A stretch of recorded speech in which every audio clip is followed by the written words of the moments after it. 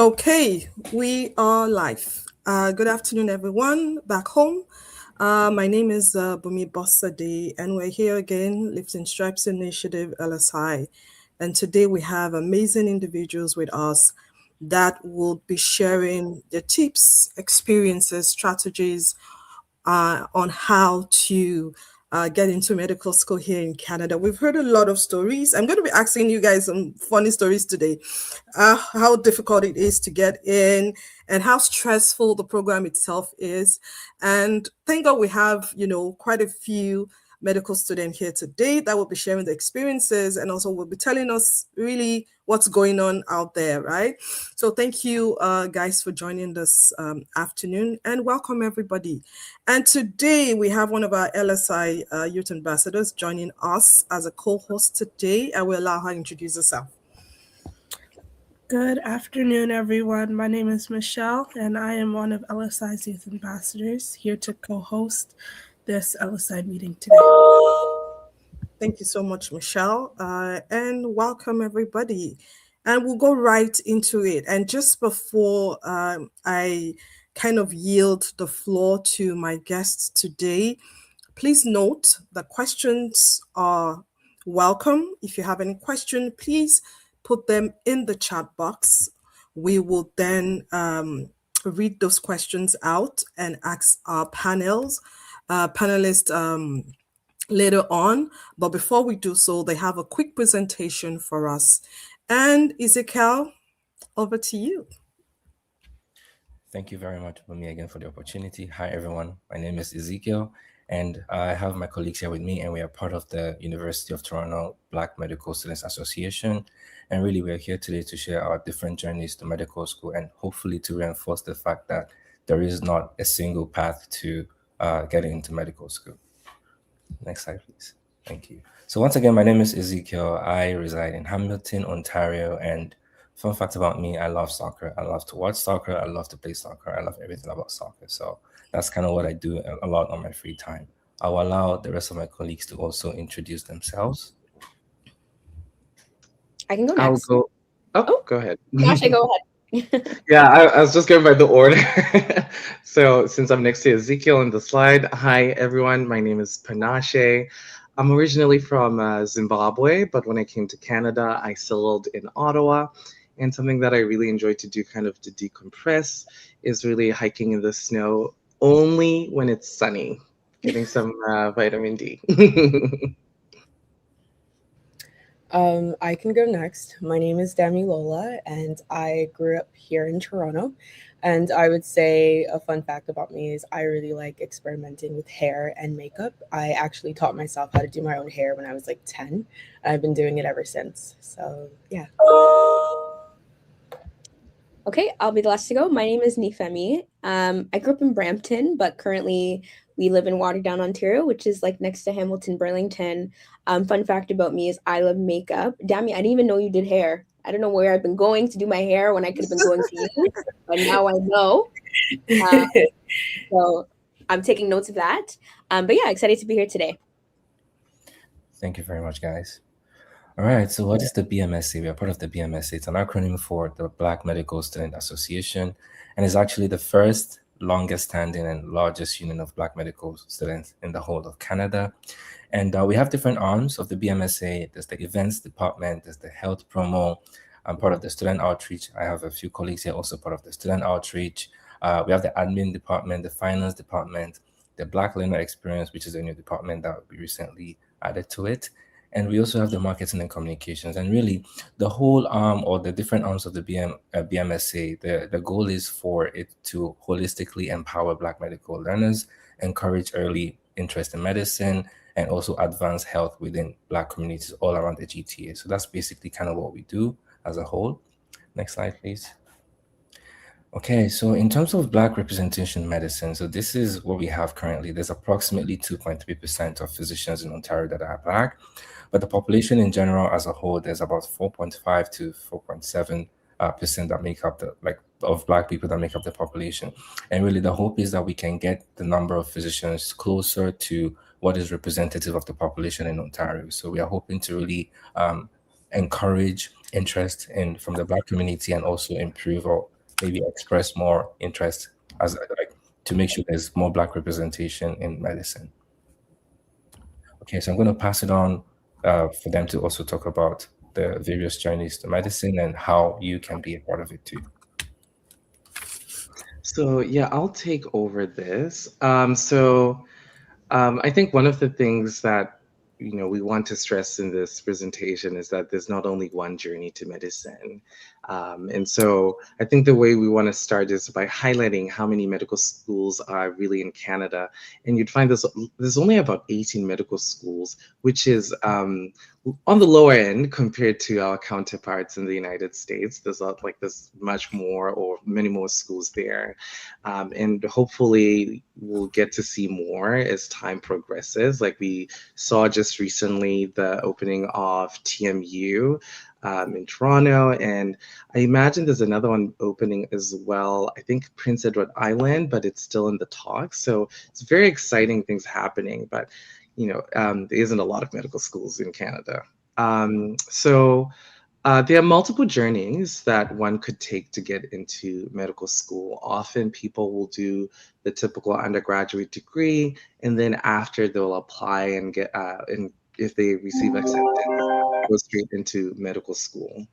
However, it is not only the path that you could take, right? Some people have done 2 undergraduate degrees and then shifted into medical school. And some people do graduate degrees, such as a master's, PhD, like going into academia, getting some research, or kind of exploring something else you want to do. So some people actually have worked. Some of my classmates have worked in the government. Some people have had businesses that they ran. So it really is a very diverse cohort. Once you're in medical school, people are having different journeys. But I think there are important things that you want to take note that kind of you have to do as you prepare getting into medical school. And I think on this point, I'm going to pass it on to someone else to talk about what you need to do. Yeah. So like going back, so in Canada, there's 18 medical schools, right? Majority of them are concentrated in Ontario. And each of them are going to have their different requirements and different things that they want you to do to get into medical school. So undergrad is really a key point in sort of the planning process. So if you know early that you're really interested in medicine, I encourage you to work backwards. So each school, and I'll show you a really, really good resource right after this, has different courses they want you to take. They have different GPA requirements and other tests that you have to do. So undergrad is really that key time where you want to make sure you take your prerequisite courses. You want to try your best to get good grades. Of course, things happen, life happens. So you don't need to put pressure on yourself to get a 4.0 or only stay inside the house, never go outside just because you want to get a 4.0. But you really, really just want to try your best to get good grades because it sets you up for success and gives you more options when you're applying. And then this is also the opportunity to get involved. So the application to medical school doesn't just ask for your GPA. It asks you what extracurriculars you did, where have you worked, what are your hobbies, where have you volunteered. So it's really, really important in undergrad to get involved with your community doing things that you like. So don't just do these things for your medical school application, but get involved in the ways you enjoy and how you like to connect with your community, and it'll serve you well. A lot of the times people will ask, do I have to take a science degree to get into med school? And again, if you work backwards, none of the schools have a requirement for what specific degree you have to take. You can take music theory, you can take philosophy, you can take whatever you want. Some schools just have courses that they want you to take ahead of time. U of T, I think, has a few, like you need to get a specific amount of units in science, a specific amount of units in psychology, sociology. So as long as you take those in your elective time, you're golden. The reason people like to do a science degree before is because of what we're going to talk about next, which is the MCAT. And so the MCAT is a test that is going to test you on biology, biochemistry, chemistry, physics, psychology, sociology, and then your critical analysis and reasoning skills. And because it's a lot of content, some people find it more useful to do a science degree because they're also passionate about science and they know even if I decide not to do medical school, I know I want a career in the sciences or a career in a health related field. So it's really up to you and what your goals are to decide, do I do a science course, etc. So now the MCAT is another one of the bigger hurdles of getting into medical school. And so when you take the MCAT is going to depend on your goal. If you want to get into medical school right out of undergrad, some people will take the MCAT the summer after second year or the summer after third year. But if you know that, I want to finish my degree, I want to do a master's, you can do your MCAT later on or after then. Your MCAT score, I believe, is valid, and someone correct me if I'm wrong, for 5 years, 7 years? I don't know, somewhere between that before you have to retake it again. So you can decide what you want to do. And so the way the MCAT works, some schools will assess it competitively, but majority of the schools really just look to make sure you meet the score cutoffs. And the score cutoffs are going to be different for each school. And like I said, biology, chemistry, physics, psychology, sociology, and then this critical analysis and reasoning section. And a pro tip for this CARS section, because this is the section that gets a lot of science students stuck. If you've done 4 years of an undergraduate degree and you haven't read a book in that entire 4 years, you are going to struggle in this section. So start reading books from now, keep on reading, keep on engaging with the arts, keep on engaging with those things and working your critical analysis mind, because it's a very, very important section. For example, McMaster only looks at this section. So you want to make sure that you are stretching your brain in other ways as well. And then finally, once you've done all these things, it's your application to medical school. So like I mentioned, your GPA is key. You're going to have to get 3 letters of support from people you've worked with. They don't have to be doctors, but professors, etc. You're going to put down any jobs that you've worked from the age of 16 onwards. So all of these things are from the age of 16 onwards. And then extracurriculars that are verified. You cannot get on the application and make up 20 million extracurriculars. That's not how it works. They require you to put down someone that can also verify you did this, how long you did it for, when you did it, etc. So you're not going to be able to lie to get out of this one because they will contact your verifiers. So this is what I mean by it's very important to get involved early with things that you like and build good relationships with people so that they can vouch for you and say, yes, she was amazing. She did all this work. And this is something she was really passionate about.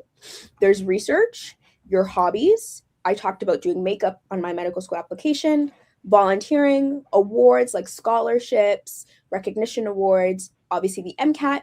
And then there's a test that you don't have to worry about until you apply called Casper, where they assess your sort of empathy and situational behavioral skills. So now, in terms of how do you know where to get all this information and what to do, there is a sort of pamphlet put together by my undergraduate called the 4P Project. And so I'll put the link in the chat so people can click it. But if you go on this project, on this website, you will be able to see all the requirements for all the schools. So what I'm going to do, because I think it'll be useful, is I'm going to share my screen with to show you to walk you kind of quickly through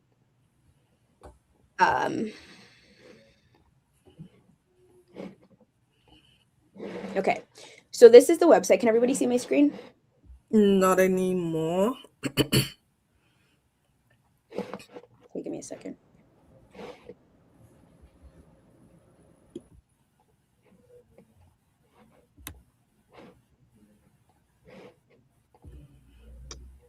That's a pretty cool resource. I didn't know. Yeah, it's something amazing. like that existed. Okay, so now I can share your screen. Now I see it. Okay, perfect. So if Perfect. you go on the website, they have it for all the schools. They have it for dentistry, pharmacy, any sort of healthcare thing that you want. If you go to medicine, you're going to see the application requirements, and they update it yearly. So they have a table of contents for all the school. Oh, cool. Yeah. And I'm going to scroll down. And so right away, they tell you, what do I need in my degree, right? Do I need a full course load? No. So that means you can do it part-time, or you can do 3 courses a semester, etc. This is their GPA cutoff. So for example, McMaster, you just need a 3.0. U of T or Memorial University does not have a GPA requirement, etc. Your MCAT details. So for example, Queen's University is going to look at your highest attempt and you need a 500 minimum on the MCAT. Do they do the Casper test, so that situational judgment test? What else do they need in your application? And when is it due? And then a link to the website. And then it goes further and breaks it down specifically by each school, right? So you have your tuition cost, your full course requirement, your GPA. They tell you the average GPA of the previous class. So in Queens, it was a 3.75. And you have all the details here for all the schools. So I really, really recommend this resource, and they update it every year. So you're able to see, because the application process for each school changes year by year. I just want to pull up U of T so you can see. So for example, McMaster, for their MCAT information, they only look at your car section, right? So you don't have to worry too much about the other sections. So I'm going to find Toronto. And then so University of Toronto, in terms of your degree and academic requirements, they require you to take 12 credits of life science and 6 credits of social sciences, right? So this is a really, really golden resource because it has everything on there. Okay, I'm going to switch back to our presentation now. And excuse me, Nifemi, before you move on, someone just asked for the link. Yeah, Is give there me any way one you second. can share that link on the YouTube comment section? Yeah. Okay, perfect.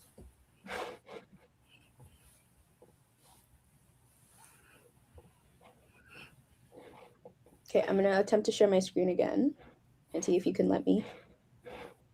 Okay, we're coming. Someone else asked for the link again. We're coming. Okay. I'm going to put the link in the chat if you are able to. It's not letting me post so it. yeah, put it in our chat, then I'll put it on the main group. Okay, sounds good. Okay, Abiodun, we have I see your question, but we will do the Q&A after they're done with the presentation and the questions that we have. So please let the question keep coming. We would answer those questions soon. Okay, so I'm going to move on to the next slide. And we're going to talk about our respective journeys to medicine. And so I'll pass it on to Panache. I love this. Like I'm the first one here. Okay. So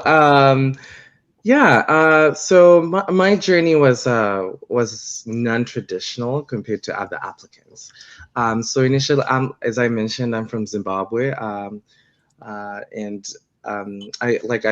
I was born there, I grew up there, and I only moved to Canada when I was 20. And so initially, before I moved, I actually did 1 year of medical school before actually moving to Canada.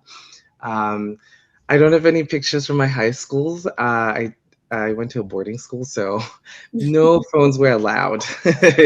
if you know, like the missionary boarding schools in Africa, like it's kind of like that. So yeah, no picture from high school, but I did 1 year of medical school, and I think that that really like strengthened my reasons for why I wanted to pursue medicine. And then after that, I got the opportunity to actually move to Canada, which is very exciting. And I took it because I thought it would be exciting to pursue medicine in Canada. But little did I know there was a lot more things I needed to do in terms of setting myself up. So I did my undergraduate degree in biochemistry/biology. And I also did my master's in the same field.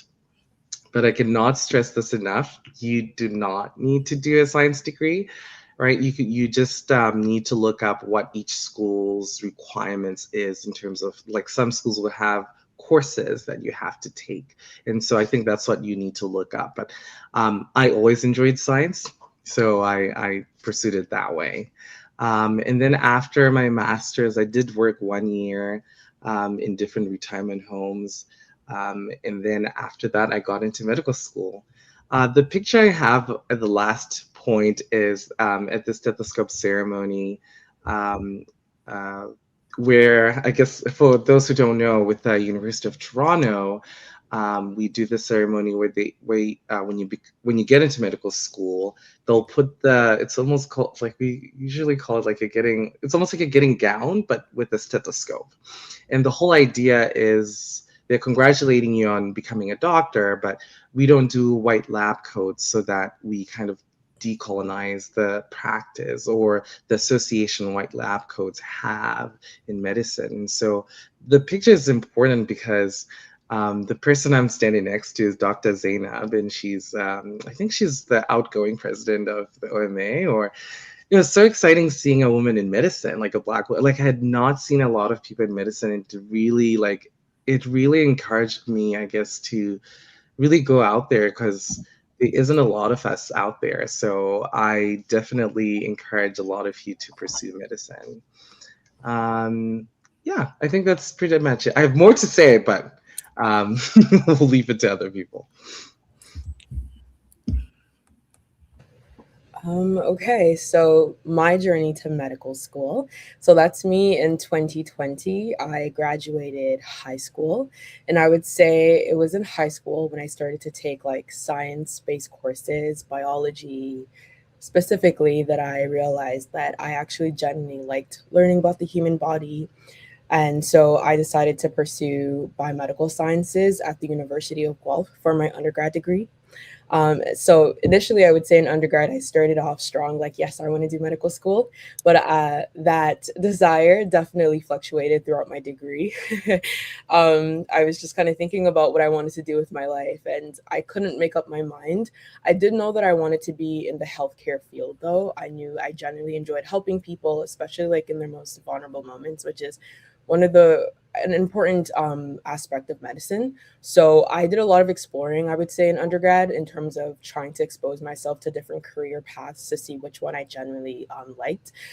So I shadowed other healthcare professions, nursing, occupational therapy, and through like going down my list, I was able to cross off like certain careers, like, okay, I don't want to do this. I don't think this is meant for me. And after quite a few years of debating, I think I eventually came to that decision that, okay, I think medicine is what I generally want to pursue. And so this is me in 2024 when I graduated from undergrad. And I actually took a gap year, which wasn't something I had initially planned to do, but because I made up my mind so late, I did need a gap year. And I ended up being very happy that I took a gap year, because I was able to just recover from a very like long and hard undergrad degree. And then during my gap year, I wrote the MCAT, which is one of the biggest barriers to being able to apply to medical school. Wrote the MCAT, then submitted applications. And then I was fortunate enough to get into medical school in 2025. So I started last year, and yeah, so this is me. During one of the shadowing opportunities I got to have, I shadowed anesthesiology, which is a really cool experience. It was my first time in an operating room. And then that's also a picture of me on the day of our stethoscope ceremony. I will go next. So I think I'm definitely one of the people that had a bit more of a traditional journey to medical school. There's a benefit in knowing early, but there's nothing wrong with deciding later either. I think you definitely want to know yourself and know your values and explore as much as possible before committing to a career like medicine. And explore along the journey as well. Like Dami said, like committing to a career like medicine when you do 4 more years of school, 5 years of residency, you're going to be in your mid-30s or early 40s before you really establish yourself and start your career. You want to be sure. So there's absolutely no pressure to go right from undergrad or, do straight shot. Explore as much as you can all along the journey. So I graduated high school in 2021. 2021? I can't remember. That might be wrong. Okay. It was during COVID. Yes, it was during COVID, but it wasn't the year when COVID hit. I think it's 2020. Anyways, whatever. As I get older, I feel like the years just start to, mind you, I'm only 22. Okay. I graduated high school. And then I applied to like a bunch of health sciences programs. I knew that, I wanted to do something in the healthcare space. I actually got a really cool opportunity when I was in high school. I did our SHSM program, our specialist high skills major, and I got to do a co-op at McMaster Children's Hospital where I was doing like hand hygiene auditing, where I was essentially just watching all the doctors and nurses do their jobs. and basically like correct them if like they didn't wash their hands properly in the 4-step process. But that was really my first exposure to like clinical medicine, and I got to see all the things they do. I also got to see the infectious disease department in the hospital, so I really got an understanding for what like, you know, medicine is like in a team environment, and I really, really liked it. And so I was like, okay, I think I definitely want to like do this and like do medicine. So I applied to health sciences programs, and I was kind of like, okay, if I don't get into med school, maybe I'll do public health. Maybe I'll work at the policy level to have more overarching decisions. So I was like, a health science degree is right for me. So I went to Queen's for my undergrad. And again, because medicine was like my goal, I wrote my MCAT summer after second year. And then I applied that year too, and then I got in. So I graduated, and then I started at U of T in 2024, 2025. So I'm in my second year now. And I think I've been really reaffirmed that I like selected the right career. I love everything that we're learning. And I think I'm just at the point of deciding, you know, what my specialty and career in medicine will look like.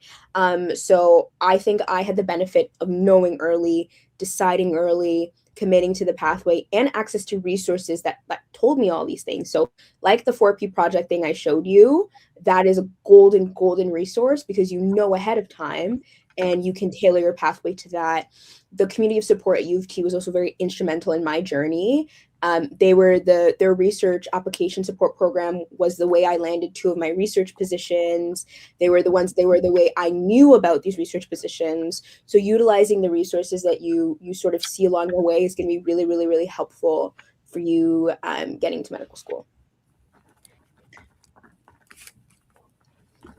And Ezekiel. Right, thank you, Nifemi. So as Nifemi was mentioning, you can either know early that you want to get into medical school, or you can be one of those like me who kind of didn't really know yet if that was kind of what they wanted to do because of the journey. So I came as an international student to Canada. So I was in and out of the whole medical school journey because I saw how long it would take to actually put in the work, get my PR, and then go into medical school. So I wasn't too sure if that was what I wanted to do. But I came to Canada. I did grade 12 here, and then I got into undergraduate degree at Trent University as an international student.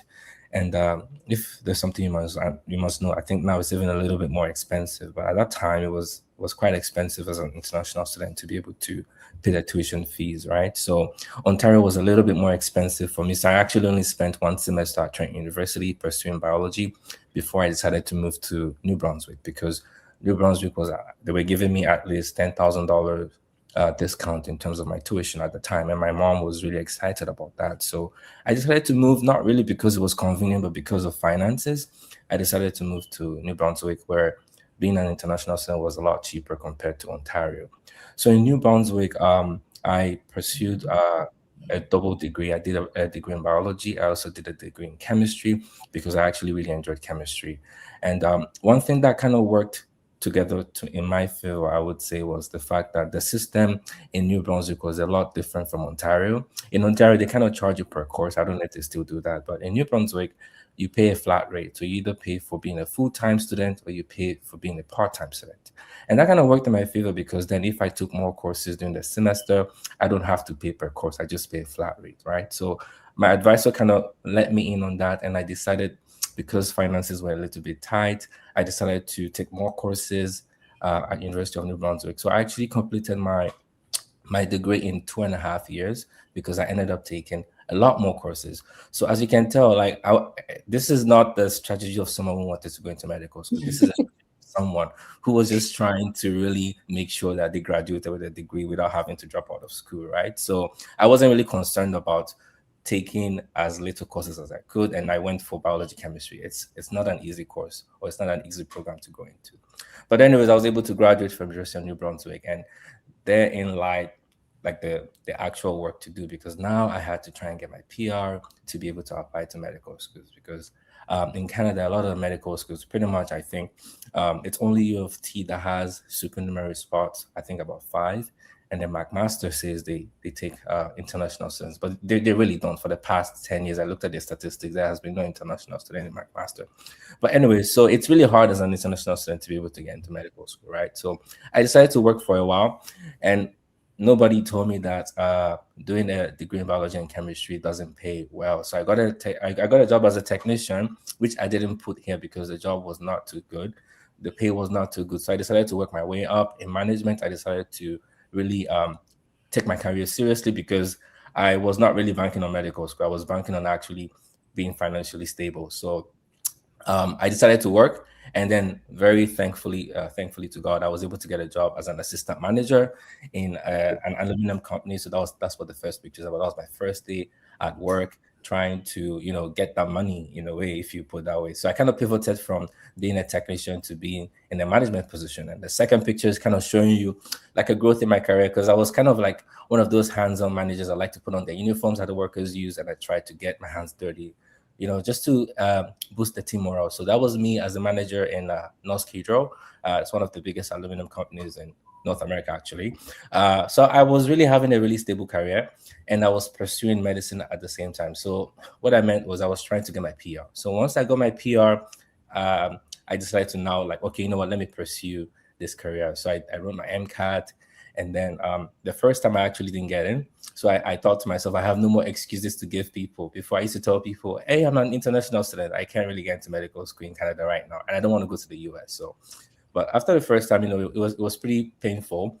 But I got some mentorship, and I realized that there were some things in my applications that I really needed working on. So, and this is kind of one thing I tell people, having the right mentorship is really important. If you know the right people and they kind of tell you how to position your application, it sets you up for success. It kind of saves you 1 or 2 years that you would waste just trying to figure things out yourself. So that kind of helped me. And on my second attempt, I was able to get into a medical school. So this is me here, being very happy. And to be honest with you, I would tell you, there was a time I called my mom and I was like, after I saw the offer, I was like, I don't know if I want to go into medical school again, because I'm making money now. I've been making money for a few years. I don't know if it's the right move to not make money again and then start the whole medical journey. And then she had a whole 2-hour pep talk to telling me that, hey, this is why I sent you to Canada. You got to do this.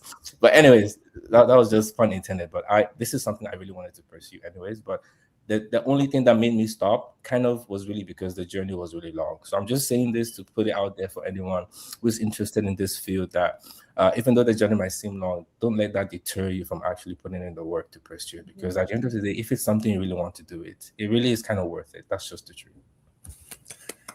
Can I quickly say something? I'm not sure if you guys are done yet, but I just wanted to say to Ezekiel, your story is so inspiring. Like, I'm so happy that I get to hear this from an international student, looking at every phase and every step you went through in trying to get that thing that you really wanted. It's not something, and I'm sorry, guys, I'm sorry before I say this. I just need to apologize to you guys.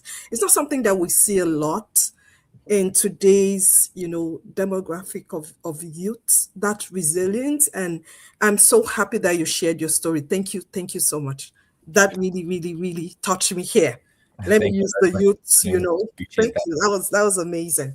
So yes, please go ahead if you guys are not done. So that concludes our presentation. We just wanted to give you sort of a brief overview, share our journeys. So now we'll open it up for questions. Like, I know, Michelle, you have some questions, but I see some questions in the chat as well. So I don't know how you want to do it, Auntie. Okay. Because having to go through the questions that we have, Michelle, they're basically, you guys have answered like half of what we have. All of them? Yeah, like that presentation was beautiful. Great okay, job. So maybe what we do then is, Michelle, would you go right into the questions we have in the chat? I have some things noted, but that would come after. If Michelle, you want to then go to the questions we have in the chat. Okay, perfect. Okay, so the first question that we have from the chat is, are there undergrad courses that gives you an edge in your application to medical school? I'll speak to this a little bit, then I'll pass it on. No. Like, I don't think, like, the thing is, like, in medical school, they're going to teach you everything you need to know. So your undergrad is just that, like, that basis, right? Which is why I encourage you to, like, do different things. As long as you're taking the prerequisite courses in your electives, that's all you need to do undergrad wise. if you're saying like give you an edge in like my application, like, oh, I took this course, will it look good? I don't think there's any course that's really going to do that for you. They do like when people have degrees in things that are not just science. If you think about, there's like U of T had 5,000 applications to medical school last year. I assure you probably 85% of them were people with science degrees. So if you can bring a different perspective, like let's say you did a philosophy degree, you did an arts degree, something like that, that gives you a different lens of thinking that could be beneficial for medicine, because medicine is an art. It is a practice. So they do like that. But some people just, they can't get the GPA they need in those programs, or they're not that type of person who thinks like that. And that's totally fine. But I think the general answer to your question is no. Even I that did a science degree, yes, it's helpful because I'm not starting my science knowledge from scratch, but they teach you what you need to know, if that makes sense. And everybody else can join in. No one else? Okay, Michelle, move to the next. Okay, so I think Panasha wanted to say something. Oh, sorry. Yes, of course. I was just gonna say I completely agree with that. One of my good friends actually did a postdoc, like PhD postdoc in philosophy at Princeton, and it was pretty cool. And so I think with medicine, it's exactly as you said, like it helps with the understanding maybe of physiology, biology, but medicine is quite different from what we used to do in undergrad. It's really about understanding patterns, how you treat, how you manage, how do you diagnose, what tests do you want. Like it's quite different from those undergraduate degrees. So yeah, it wouldn't give you an edge per se. Thank you so much, guys. So the next question in the chat is, does a science degree give you an edge? I think that's kind of part of the last question, but I think that was sort of answered. Yep. And then the next question is nursing a great pathway for medicine, and how many credits / semesters of biology and chemistry is required if taking it as an elective?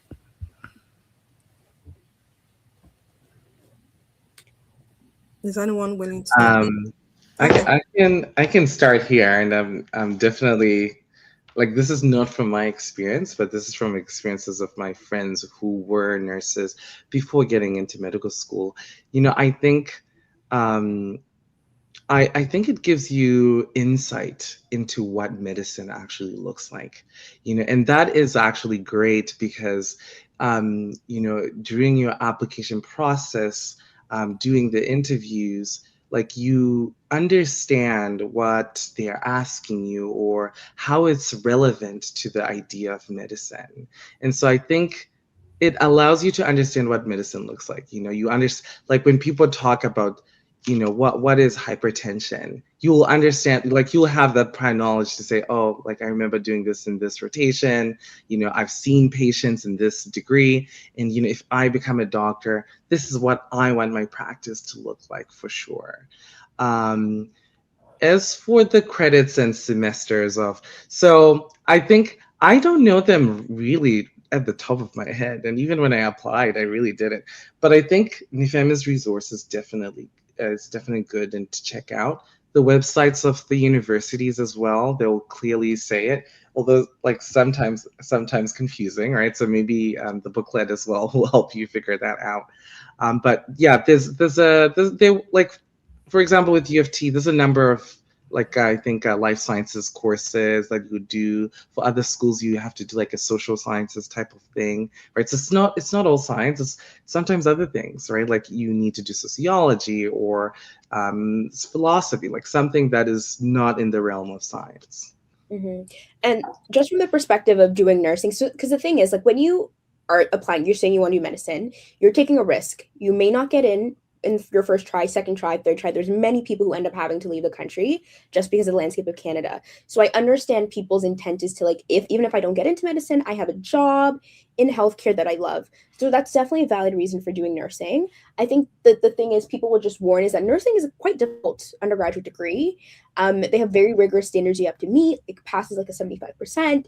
You have clinicals, et cetera, et cetera. So you just want to make sure that your GPA is going to be strong enough for medical school. And if that is the risk you're willing to take, and then I'm going to really, really grind in my nursing degree, I'm going to get a good GPA that's going to require a lot of work, it's doable. then you can definitely consider nursing as an undergrad, but you just have to mitigate or think about the risk of my GPA may not be like as strong as I need it to be. And again, for the courses, the resource I sent will tell you how many you need, etc. All right.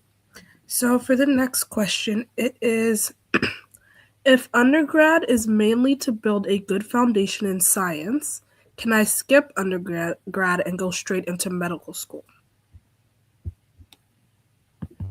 I can answer a little bit to that. I think in Canada, you have to do an undergrad degree to be able to go into medical school. I do know some people that went to Ireland or the UK.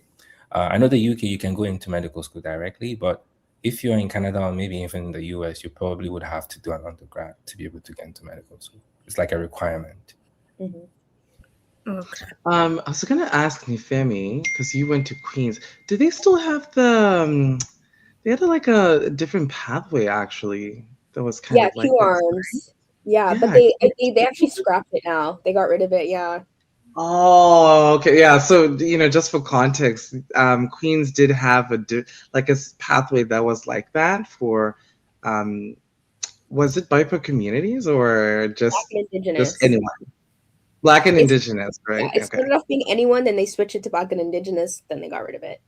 Ah, okay, yeah. So you used to be able to do that with Queens, but not anymore. And I also heard, sorry, Michelle, before you go on, I'm not sure where I had this from, but I think there used to be a similar program with McMaster's as well. Ah, Yes, Oh, I know that, think I yeah. heard it somewhere. I'm not 100% sure. So please make your findings, right? But yeah. something. There's very few pathways in Canada that are going to allow you to skip that undergraduate degree. Like you're Yeah. going to have to do an undergrad. Yeah. But some people don't finish the undergrad as well. Yeah. Some people apply with like in the third year or Yeah. third year of you doing the undergrad, and then you So get that's in. Yeah, That's that what I was did. the story Nifemi shared. Yeah. Yeah. So I applied basically when my third year was starting, I applied and I got it at the end of my third year. So the thing is, if you do that, it has to depend on your school. My school gave me a degree. They gave me a general bachelor's degree for the 3 years of work that I did. You're not getting an honors. Some schools, like I had a friend who got it out of third year, they make you drop out. They will not give you that degree. So what the schools, and again, if you look at the resource I sent you, they'll tell you you need at minimum 3-year completion of an undergraduate degree, right? But you are not going to be able to skip. You're not going to be able to shirk that. All right. Thank you so much, guys. The next question is, for a student planning to pursue biomedical engineering, do I still need to go to med school after university? Yeah, good question. And I see like it's a kind of repeating theme from the comment section. Do you still need to?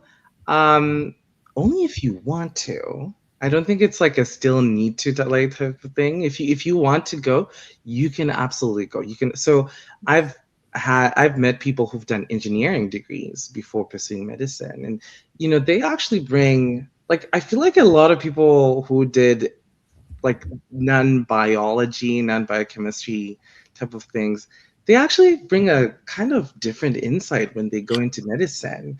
And so like the person I'm talking about was really interested in engineering some type of like portable like ultrasound or something in like radiation oncology, and it's like something that I feel like not a typical medical student is really thinking about. And so absolutely, if you want to, you can definitely do it. You don't it doesn't matter what undergrad you really have, as long as you meet those prerequisites, you should be good. I don't know, what does everyone else think? Yeah, if you want to be a biomedical engineer, you do not need to go to medical school. You can make the machines, and like you can do biomedical physics. Like you can make all that without going to medical school. That's like a separate career in general. And just to add to that, I mean, if you're really interested in medical school on the side, I do know some people that do engineering degrees on the side as they're in medical school. They get an engineering degree, and they want to get into all these medical equipments, trying to they want to get into the business of doing those things. So that's also a possibility. That is if you're really interested in it. But if you're not interested in medical school, you don't really need to pursue that pathway.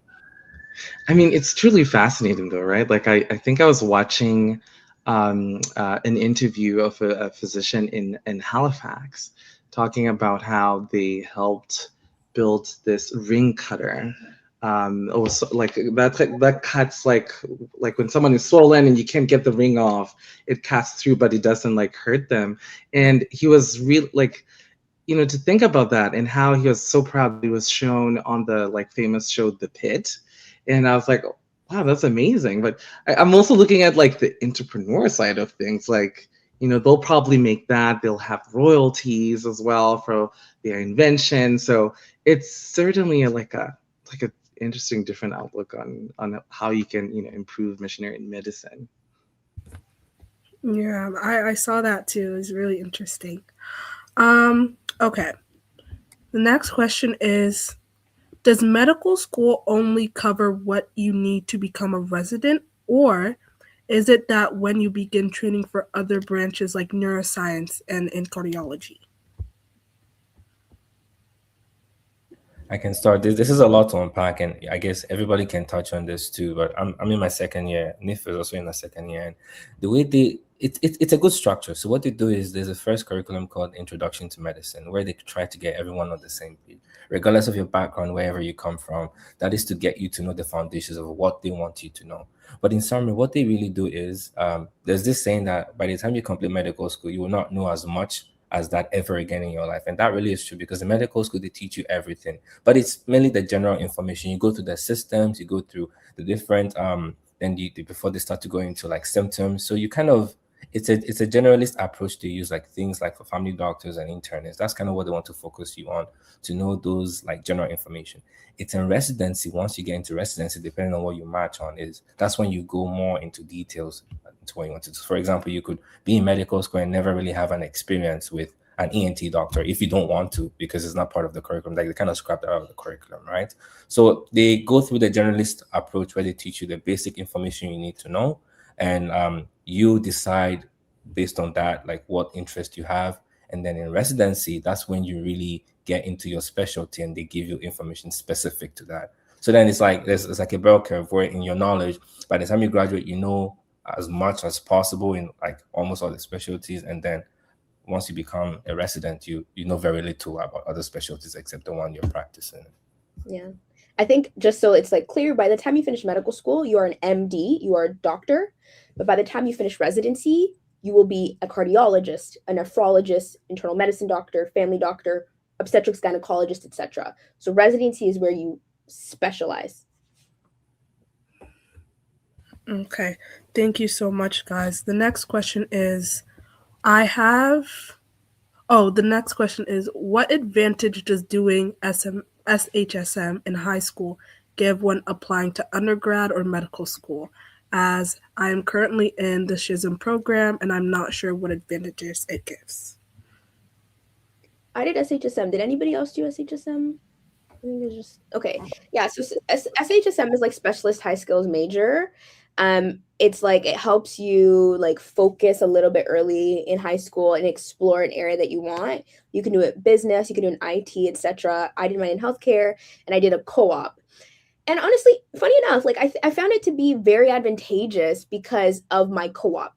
The skills and everything else are important, but by the time you're applying to medical school, like if you have your CPR cert, and if you didn't recertify, I didn't recertify, that's expired by then.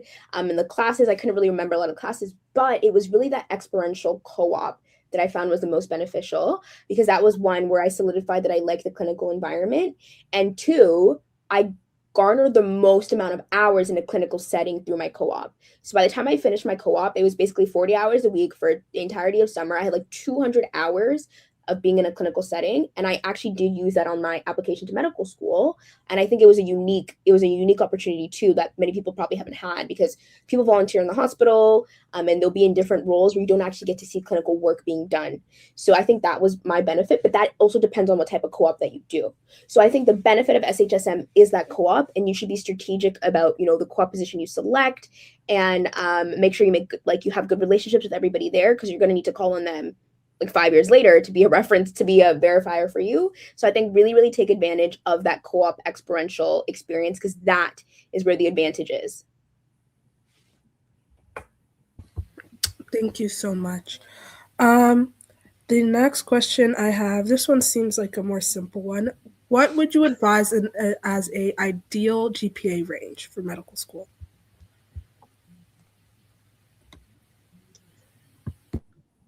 Yeah, this one's a tough one. So it's not that simple, Michelle. Yeah, it's not that simple. Oof, okay, I don't know. So I feel like it really depends, I guess, with the schools you're applying to.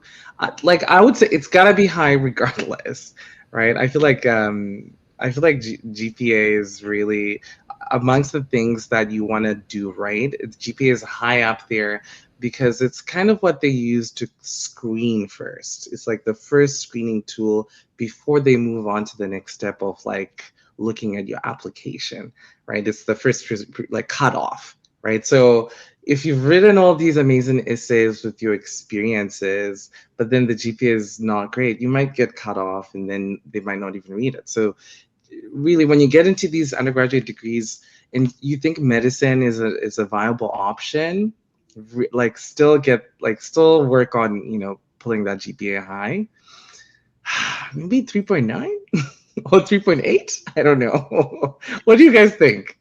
Yeah, it's an unfortunate situation of like the whole thing. Like, for example, if you look at the research I gave you, the school's cutoff is only 3.0, but the average for our year, like me and Zico's year when we got in, the average of our class was 3.97. That was the average. You know what I mean? Wow. What? Yes. Tammy, do you remember what ours was? Did they tell you what your Yeah, ours organization is 3.94. What? Yes. So they'll tell you on the app, like, oh, you only need a 3.0. But the sad reality of it is that many people are coming in with 4.0s, 3.99, 3.98, 3.9. The average being 3.97 is crazy to me, right? So, like, how many people can really fall on the lower end or higher end of that spectrum? Not a lot. So, unfortunately, and this is why I say if you know early, you can at least make sure that's taken care of. Even if you have to figure out your research, extracurriculars, everything like that, the GPA is the hardest thing to go back to. Like, people will go back and do whole second undergraduate degrees to improve their GPA, because even if you have a master's or a PhD, they don't care. They're like, what is that undergraduate GPA? And It doesn't count. they give you like 1 point. I think Mac give you like an extra point or something if you have a master's, but they don't care. They want that undergraduate GPA. So, now I would say lock in Pookie. Like, make sure that you take care of that, because everything else you can figure out after. Even it takes a little bit of time, but that GPA is hard to go back and fix. Thank you so much. That's quite. Sorry, Dan, did you have anything to add? No, not really. I was just gonna say, like, the GPA is really the door opener. Like, everything else in your application helps to keep that door open, but to get that door open in the first place, your GPA, kind of think about it like that. Yeah. And I think it's only Queen's University that does the lottery system, right?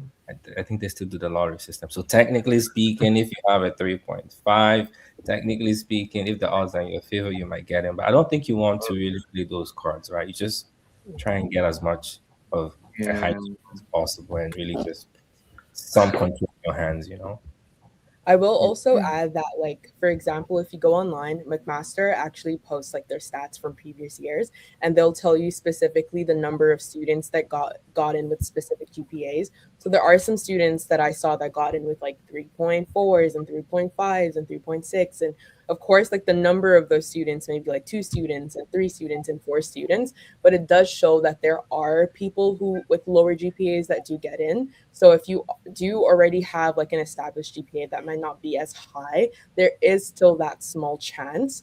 However, you just have to make sure the other aspects of your application that those schools are also interested in are strong, so they can partially help you to offset like a relatively lower GPA. So there's still a little bit of hope. Yeah. Thank you, Dami. I needed to. I'm not planning to go to medical school, but I needed to. Oh my God. Okay. The next question I'm seeing is, how can we get shadowing experience? I hate to be the bearer of bad news.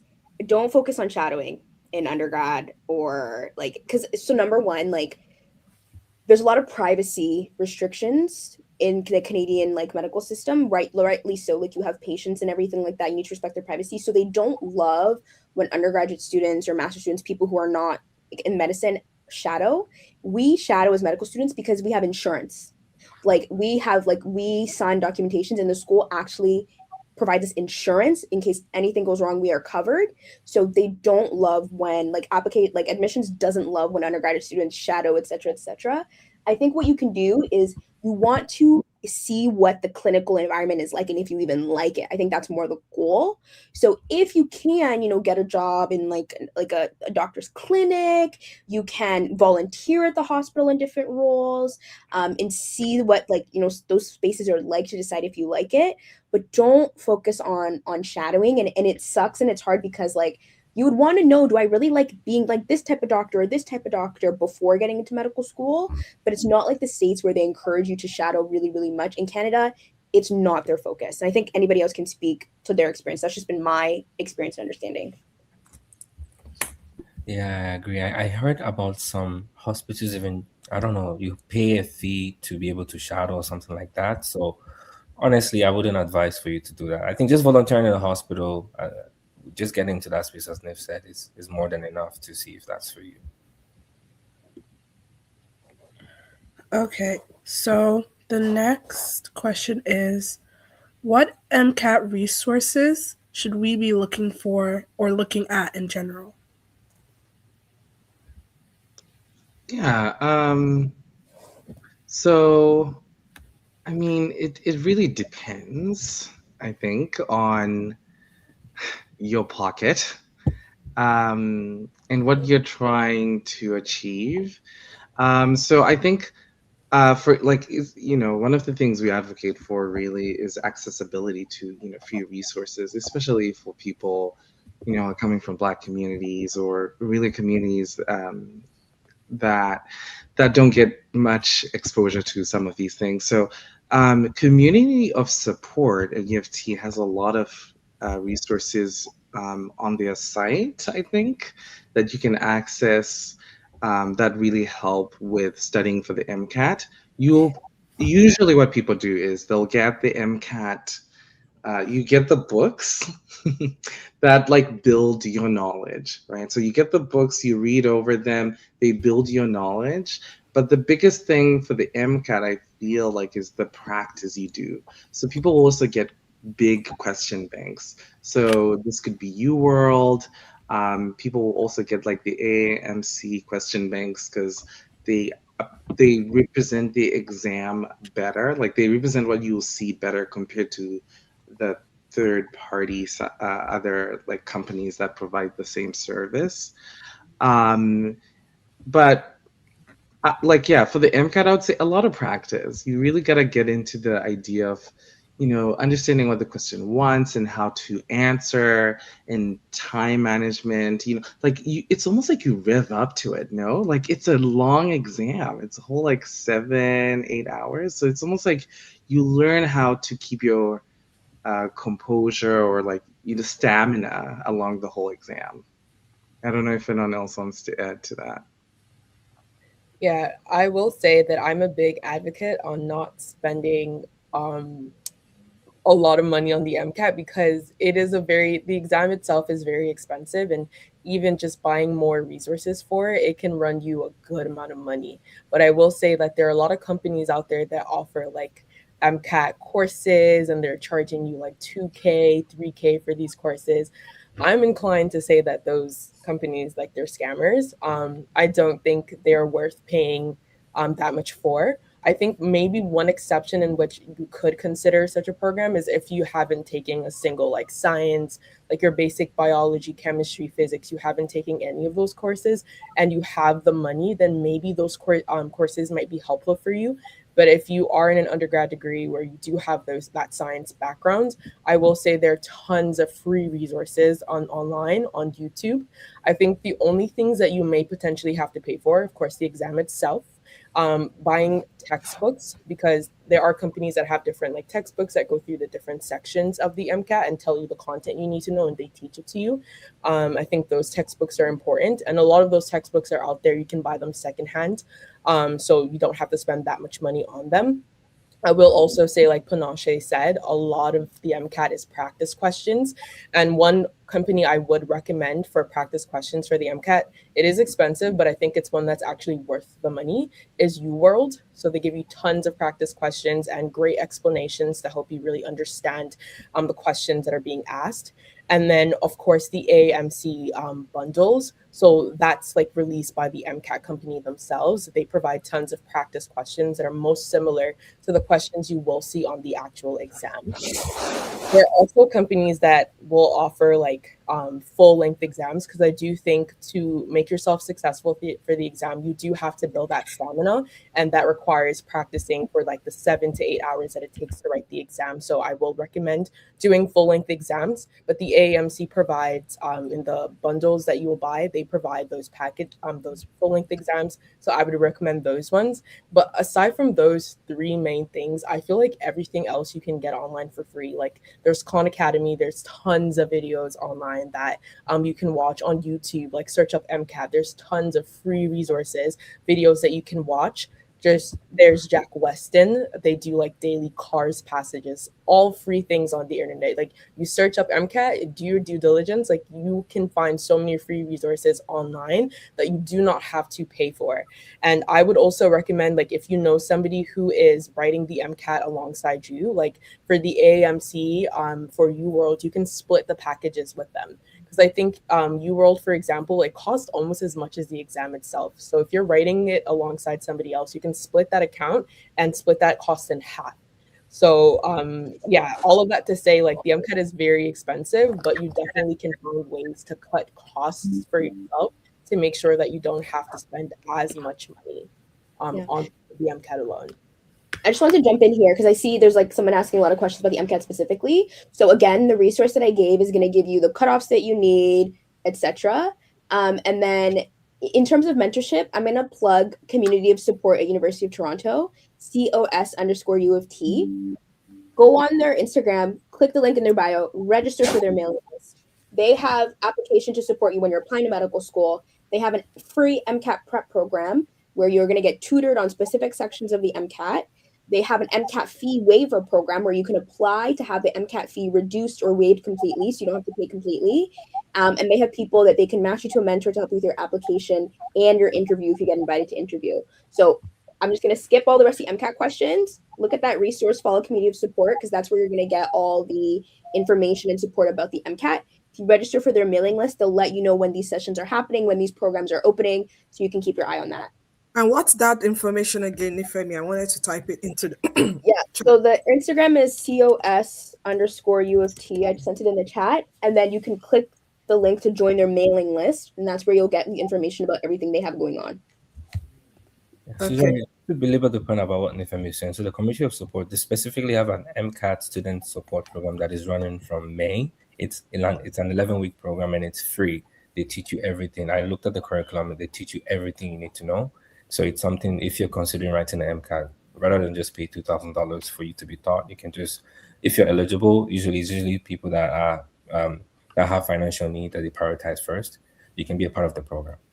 Okay, thank you so much, Ezekiel. Michelle, before you jump, now you can jump all the MCAT questions. But before you do so, I have one that I have on my paper, and I was going to ask, how many times, is there a restriction in writing the MCAT? Let's assume I write one. Okay. 6. In your entire life, you can write the MCAT 7 times. In your entire life. Okay, so you can write more than 7 times. And if you don't pass at the 7th time or you don't have the desired score, and that's it. Yes. Okay. But I was just going to say, I guess with Canadian schools, like if you write it a second time, if you write it a third time, I think they consider the most recent mark. Sorry, the most recent score from the MCAT. And it doesn't matter that you wrote it multiple times. Whereas in the US, I think, because when they access the record, they'll see all the scores. But in the US, sometimes with certain schools, it's an issue. But in Canada, it doesn't matter. You can write it 5 times until you get the score you need to get in. It's still fine. Okay. Thank you for clarifying that. Yeah, Michelle? Go ahead. So I'm pretty sure we have 2 more questions. The first one is, I think I don't want to jinx myself again, but I think this one is simple. It's just to verify, to get into a career related to healthcare, for example, dentistry, ophthalmology, neuroscience, I need to first do undergrad, then medical school, then residency. Correct? So there's mixing in here. Dentistry is not medical school. You go to dental school. Ophthalmology, you are a physician. You might be thinking about optometrist. An optometrist, you go to optometry school. You don't go to medical school. And then neuroscience, like it depends on what type of neuroscience you want to do. If you want to be a neurosurgeon or neurologist, you have to go to medical school. If you want to be a neuroscience researcher, you don't have to go to medical school. So make sure that you pick the specific career and you look at the requirements that they require.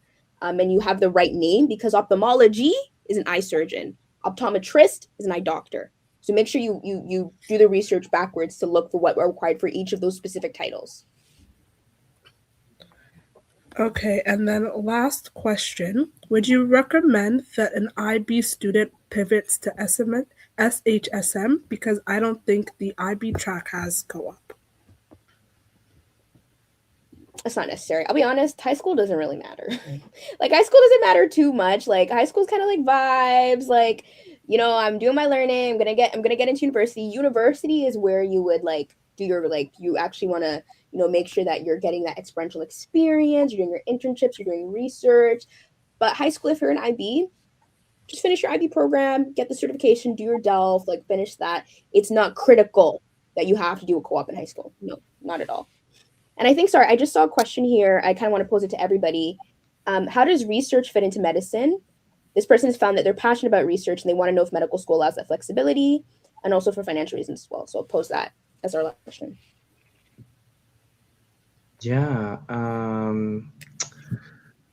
Research and medicine are intertwined.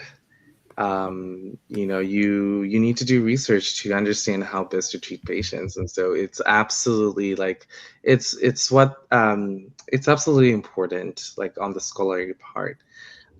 Important to get into medical school, not so sure about that. I feel like a difference, like there's no like set experiences that are like, wow, this will get you in. It's really a variety, you know. So but if you do like research, you could do research in your undergraduate degree, and you could do clinical research, or you could do like benchwork research. Like I remember I did some research in the first summer of first year, and then I did more research in the third year as well. And then I did my master's. And so by the time I got in, I had explored the research aspect and wanted to take it to the next level. But my research was very like science, biochemistry, biology. But a lot of people also do research in the clinical setting, right? So you can definitely explore it before. And even after, if you get into medical school, it's not like, oh, then it's dead. You still need to do research because research is important. It's important for residency. It's important while you're in residency. And it's also important sometimes when you become a doctor. When you get the job from some universities or some hospitals, they might actually require you to do a bit of research as well. So research is you can do research before medicine, like in your undergrad, master's, or before. You could do it during medicine. You can do it after medicine. Like you can do it along the like any time path there. Yeah, just to add to that, Oh, okay. Go ahead, Ezekiel. even in medical school, right? If you're that passionate about research, you can even do an MD PhD program, right? If you're really passionate, where you get to focus on research for, I think, 3 years, and they give you a stipend for doing that research. Yeah, double doctor. I always love that. Like I was tempted before. I was like, man, double doctor actually sounds good. But you know, if you love research, that's another path for sure. Okay, so thank you so much. This is so interactive. The question just kept coming and coming and coming and coming, and that means that we're getting people's attention, right? We are meeting needs and helping, answer those questions. Michelle, we're done, right? Is there any other question that? Okay, so yes, before we go, I have two questions. Well, I had a lot, but I had to cut them off because of our time. But the two questions that I think I want you guys to kind of answer for us. The first one is there a minimum school, medical school you can apply for at a goal? So let's assume I want to make my application this year. Can I apply to all the 18 schools as long as I can afford to pay? You can. So you can, but it's expensive. And two, like each school has different requirements and different due dates. So like when I was applying, I had booked my MCAT a little bit later. I booked it in September because I had also worked that summer. So I was applying and I didn't have my MCAT score back. And the U of T, like the Calgary school, like the Calgary UBC, theirs was due like mid-September or at the end of September, right? So I actually had to scrap and was like, I'm not going to be able to craft a quality application by the time that these are due because of all the other things I had going on. So you have to consider there's different due dates for the application based off where the school is located. You also have to consider there's different requirements in terms of essays. UBC and UCalgary want you to detail everything in your life from beginning to end in like 500, like it's ridiculous. Whereas some schools, you get 150 characters. So you have to think about also the amount of effort required for each application as well. So it's easy in theory to just say, I'm going to apply to all 18. But when it comes time to do the work, you'll realize maybe it's better to conserve my energy and focus on where I have the most realistic chance of getting in, where I can make sure I have a really good quality application, and where I have enough time to put together the application necessary. Yeah. Okay. Thank you so much. I just want to add on as well, like also with the different provinces, like you also have to remember that they like provinces will favor the students within their province before they start selecting from people who are out of province. So you also have to consider that when you're applying, right? Like for example, recently in Ontario, after a lot of chatter with Doug Ford, cough, cough. It sounds like Ontario schools will now take more Ontario applicants. Right? I think a larger majority. I'm not sure of the percentages, but a larger majority than it was before, right? Whereas before, I think a lot of people from out of province could apply. But for example, even out of province, if you apply to somewhere like Dalhousie Medical School in Halifax, they're out of province. The number of students who they take who are out of province is 9 out of the class of 100. Yes. Or 7. Oh yeah, they took it down. Yeah, 7 out I of. think you're right. It's 9 or it's something like 9, that. yeah. I remember they changed it like something like just a year ago, 2 years ago. Yeah. It's crazy. Like I think there's some schools, and then also if you're out of province, they'll also have higher requirements for you. So for UBC, if you want to apply to BC and being from Ontario or any other province, your cutoff for what you need to get on the MCAT is actually higher. So you need to do better on the MCAT for them to consider you. So you need to take all these things into consideration when you're looking at your application. Like some people only have 10 seats, 8 seats, 5 seats for out of province, so it may not be worth it. Yeah. Yeah. Wow. But it's not to scare, right? Like the students, you apply where your conscience is. And it's also different for it could be different for Black students, but it depends with the school you're applying to. Because one of the things, right, a lot of medical schools are trying to address is the underrepresentation of Black students. And so some schools I know will consider Black and Indigenous applicants as in province when you apply. And the only one I know that does that is UBC. I don't think I've heard any other school that does it, but that's another thing to go. So it's really school specific. You really got to do the research and find out how it works. Wow. Amazing. Okay, so my last question, I think Nifemi did mention about mentorship because I was going to ask about mentorship. How do you get mentors? Where and when do you begin to look for? But I think you had kind of touched on it when you mentioned the U of T link that we could follow on Instagram, and then people could get mentors and opportunity to attend programs. And I know you guys too, you do outreach and you do some programs as well that people can be a part of. Yes, the recording is on our YouTube page. So as soon as we're done now, it will automatically save on YouTube. And all you need to do is just type in Lifting Stripes Initiative, LSI, and you will see all of our videos. We have a couple of them there. Yes, my last question. As parents and caregivers, how do we support? I always like to ask this because sometimes the youth we say that we're not listening. So I we're think maybe here. each of us should take this. I think everybody can speak really quickly to this. I Yeah. can start. I think the thing is, I know the perspective. Like our parents, especially if you're immigrants, your parents didn't school here, so you guys don't know all the intricacies and specifics about the process. So one, I think maybe take the extra mile to educate yourself. Don't only leave it on the backs of your children to just figure it out. So like attending things like this, gathering the information, being able to support your child with the knowledge is important.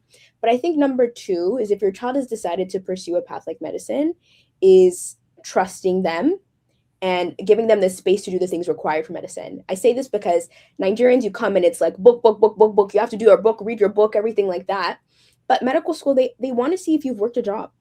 They want to see if what extracurriculars you do, things that you volunteer in, what hobbies that you like. Those are critical aspects of the application on top of a good GPA. So if your child is saying they have to do volunteering in this place, or they're going to go play soccer this place, or they want to play this instrument, if you can, support them, not just financially, but showing up to their events, giving them the space and time to do these things that are also important for their application as well, because it's not just about your GPA, right? So being as supportive as you can be in all these extra things your kids are going to have to do to get the application together. Thank you, Nifemi. Yeah, Ezekiel? absolutely. I think Nifemi already kind of covered a lot of it, but the one I can speak to is being supported, right? So having a good support system is important. I feel like if my parents were not very supportive in this journey for me, I probably would have quit a long time ago because it's not cliche, I genuinely didn't want to pursue it at some point. So I would tell parents to be very, very supportive. Just being there for them, right? Even if you don't know much about the field and what they're trying to do, just being a supportive system, just calling them to check on them when things are hard, just giving them words of encouragement to keep them going. And like anyhow you can be, it doesn't only have to be financially, it can be emotionally, it can, as Nifemi said, just taking the time to go and visit them, or if they have games, allowing them to do that. I feel like that really was very helpful for me personally speaking. Demi? I agree with everything everyone has said. Just having supportive parents is very important. I would also say, like, because for me, it took me so long to figure out if I wanted medicine. I know having Nigerian parents, like, they'll have certain expectations for you in terms of what they want you to do after undergrad. But I think it's very important when you're supporting your children to allow them to figure out their own path on their own time. Because like medicine is one of those things where it takes so much out of you. It takes a lot of sacrifice to commit yourself to such a career. So you want your children to choose medicine because that's genuinely what they want to do with their lives, and not because they're afraid that if they don't do it, it's going to affect their relationship with you or the financial benefits that they're getting from you. So you want to support your children. And as they're going through undergrad, if they're constantly changing their mind and are constantly trying to figure out what it is they want to do afterwards, just be supportive of them. Tell them you believe in them. Tell them they have the potential to do medicine if that's what they want to do. But don't put a lot of pressure on them that that's absolutely what they have to do and make them feel like they're boxed in.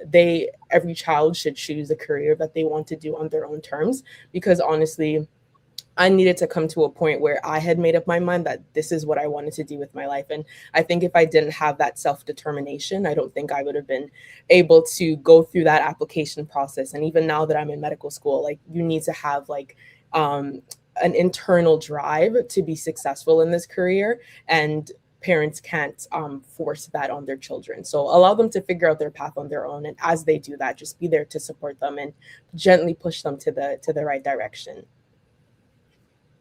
Thank you so much, Dami. Panache? Yeah. Oh, this is a tough one, because, and I imagine, it's coming from the best of intentions, but you'll get questions like I'm sure, like maybe the pre-med, some who are here, maybe they've already gotten the questions like, oh, have you gotten in already? Or what are you gonna do now that it didn't work out this year? Why don't you could become a nurse? You could become a nurse. You could do that one, and so I don't know. It's really like echoing what everyone else is saying, being supportive, I think understanding that, especially it might take time, and I want to plug in, there are two resources here. I know Dr. Anya Nuram, I'm not sure if anyone has heard of her, but she has, I'll put the YouTube link here, but she has a great video, on how parents can support their child who's a pre-med going through this journey. And there's another medical student, I think, from McGill, no, who also has who talks about a lot about this. But it's really about, the support, the patients, trying to understand, that they already have anxiety. So, they'll take their time to get there. Thank you so much, Panache. Michelle, do you have a last word? Anything? No, I think that they've covered it all. I mean, I wouldn't really know how parents can support a student in medical school because I'm not in medical school just yet. But, I think just parents supporting their children, just making sure that their children know that they love them, that they're there for them, that, even if something doesn't work out, that, they still love them, and whatever they do, that they're still their biggest supporters. Okay, so I just want to quickly plug at U of T BMSA. Everybody here, Ezekiel, Demi, and Panache, they're part of our student outreach team, and they do a lot of incredible work going to high schools, universities to speak to students about the journey to medicine and what it takes. So if you have any event or any school or anything you want people to be medical students to be present at, please follow us on Instagram, and you can shoot us a DM or email us at uft.bmsa@gmail.com, and we'll be happy to help. Okay. Thank you so much, guys. I cannot be grateful enough for all the information that you have shared with us today. I can assure you that everyone that have listened today and would listen to us later would get one or two things that they would leave with. We're so grateful for your time. Like I said, before we came online, I know that it's Saturday and you guys want to kind of sleep in and relax from all the stress over the week, and you've decided to, spend half of your day with us today. So we are so grateful. And I'm sure that there are lots of things that we can continue to do together as two teams, and we having same purpose, right? So thank you so much. Very informative. Thank you for your time. Thank you for being here. I'm so super proud of all of you. I'm always so pumped up when I see Black youths out there doing amazing and excellent thing. And that is what you guys are doing. And we're so grateful. And thank you guys so much. This concludes our live session today. We'll be back next month. And next month, we'll be bringing someone from the armed forces to come speak to us about children having the opportunity to go to school, and I mean post secondary school for free. Okay, we all know what's going on right now with the OSAP thing and financing and the economy as a whole, and I think it's a good time to bring this individual in to come speak to us about having access to different financing strategy as parents as we begin to pave that path for kids in university and college. So watch out, you would get more information shortly from us. Thank you, everyone, for joining. So grateful to have you. And thank you to our co-hosts, Michelle. Yeah, we're done for today. Have an amazing weekend, everyone, and see you next month. Guys, don't leave yet. Okay. Bye. Bye, everyone. Hi. Bye. Bye.